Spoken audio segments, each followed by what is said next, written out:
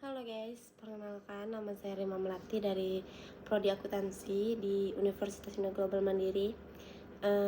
Pada hari ini kita akan membahas materi akuntansi syariah tentang laporan keuangan syariah. Sebelumnya, laporan keuangan KSPSS atau BMT, kita harus mengetahui penyusunan laporan keuangan pastinya ya. Jadi laporan keuangan ini ada beberapa, yaitu ada PSAK syariah, terus ada peraturan level relevan lainnya, ada SAK umum koperasi, ada SAK atap. Jadi tujuan laporan keuangan LKS ini yaitu ada untuk pengambilan keputusan investasi dan pembiayaan, lalu menilai proyek arus kas, lalu informasi atas sumber daya ekonomi, kemudian kepatuhan terhadap prinsip syariah, membantu mengevaluasi dan mengamankan dana investasi, tingkat keuntungan dan lain-lain, lalu pemenuhan fungsi sosial. Bisa dilihat di sini guys, influence of counting itu ada dari sistemnya, itu ada dari identif, lalu kita chord, lihat aja guys, gak bisa bahasa Inggris soalnya.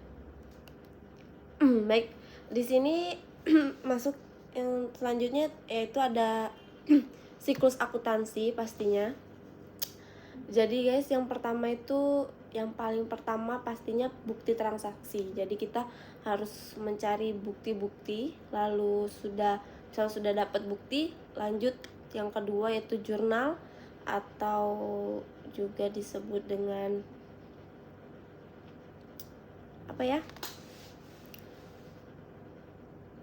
mencatat, jurnal. Setelah itu baru buku besar. Setelah di jurnal masuk ke buku besar. Buku besar itu sama kayak kita memisahkan, mengelompokkan. Lalu selanjutnya ada neraca saldo. Habis neraca saldo ada jurnal penyesuaian. Di sini jika ada jurnal penyesuaian bisa langsung ke neraca saldo setelah penyesuaian, bisa juga langsung ke neraca lajur. Neraca lajur ini terdiri dari yaitu atau laporan keuangan biasa disebut. Ada laporan keuangan laba rugi, ada laporan posisi keuangan, dan ada catatan atas laporan keuangan. Ada 3 guys laporan keuangan itu. Ada laporan laba rugi, laporan perubahan posisi keuangan, dan catatan atas laporan keuangan. Setelah itu ada jurnal penutup. Nah, belum selesai. Setelah itu ada neraca saldo setelah penutup.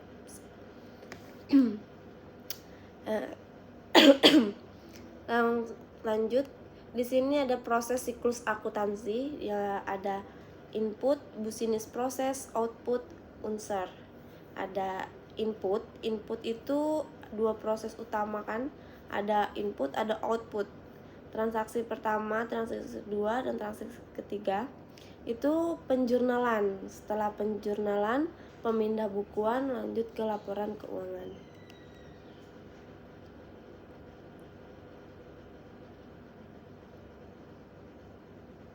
Komponen laporan keuangan yang pertama ada neraca, kedua laporan perhitungan hasil usaha, ketiga laporan perubahan ekuitas, yang keempat laporan arus kas, lalu yang kelima laporan sumber dan penggunaan kebajikan. Bentuk laporan keuangan KSPPS atau BMT ini neraca. Di situ bisa dilihat di gambar bentuk neraca. Lalu untuk laporan perhitungan hasil usaha juga bisa lihat di gambar. Untuk nama-namanya bisa dilihat guys. Lalu ada juga yang laporan perubahan ekuitas. Itu ada yang saldo dari saldo awal tahun, kemudian sampai ke saldo akhir tahun guys. Kemudian ada laporan arus kas. Dia ada penerimaan, terus pengeluaran. Terus biasanya ada kas awal tahun, kas akhir tahun. kemudian ada laporan sumber dan penggunaan dana kebajikan. Nah, lanjut, asumsi dasar konsep akuntansi KSPPS, akuntansi syariah. Akuntansi syariah ini berbeda dengan akuntansi umum. Nah, akuntansi syariah itu ada akuntansi konvensional, konsep kelangsungan usaha atau going concern, actual basis LK, perhitungan pendapatan bagi hasil menggunakan cash basis. Ini bisa dilihat ya guys, di gambar. Cash basis atau basis kas adalah pendapatan yang diikuti dengan aliran arus kas. Sedangkan accrual basis atau basis accrual itu adalah pendapatan yang masih dalam pengakuan saja, belum diikuti dengan aliran kas masuk.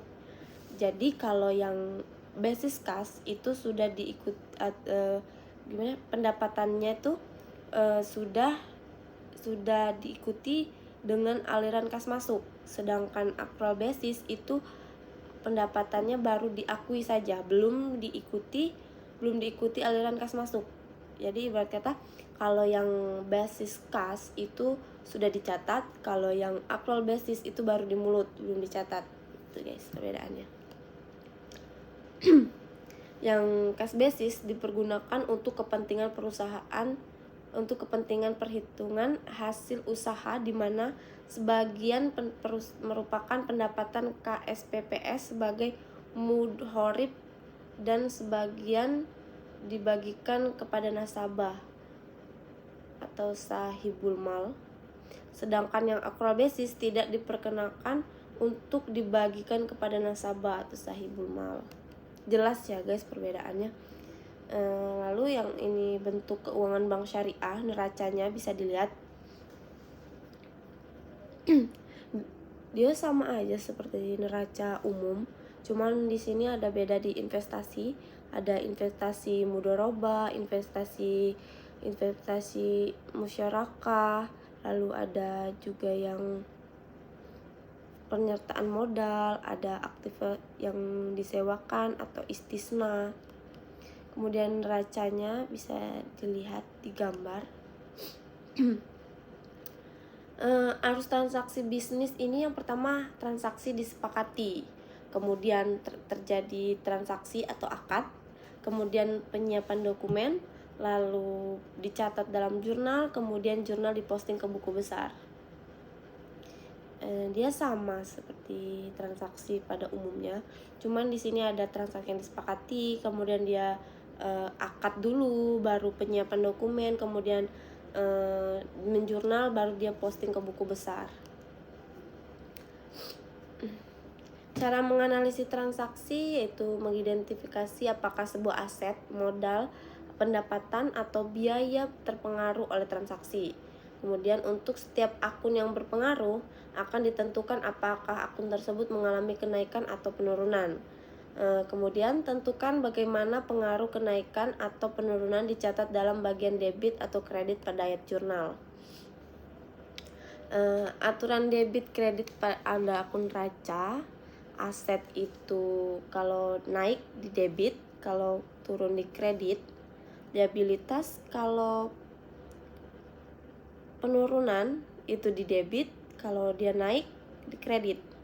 Sedangkan modal kalau nurun dia taruh di debit, kalau kenaikan kita taruh di kredit. Ini lanjutannya untuk contoh aktiva dan pasiva kayak aset. Aset debit, kredit. Untuk yang liabilitas atau utang itu bisa dilihat di gambar ya guys. Pencatatan transaksi, ini ada jurnal, adalah sebuah transaksi keuangan suatu badan atau organisasi secara kronologis yang bertujuan untuk pendapatan, termasuk di dalamnya jumlah transaksi, nama-nama transaksi baik yang berpengaruh atau dipengaruhi pada waktu transaksi jalan. Jurnal itu ada dua, ada jurnal umum sama jurnal khusus. Jurnal umum itu digunakan untuk mencatat transaksi yang tidak termasuk dalam jurnal khusus. Misalnya pencatatan depresiasi aset tetap. Sedangkan jurnal khusus itu dipergunakan untuk transaksi secara spesifik berdasarkan jenis sesuai kebutuhan perusahaan. Jenis jurnal khusus yang sering dipergunakan itu ada jurnal penjualan, penerimaan kas, pengeluaran kas, dan jurnal pembelian. Lalu oke, habis guys. Oke, terima kasih guys. Mungkin sampai sini saja. Terima kasih. Assalamualaikum warahmatullahi wabarakatuh. See you.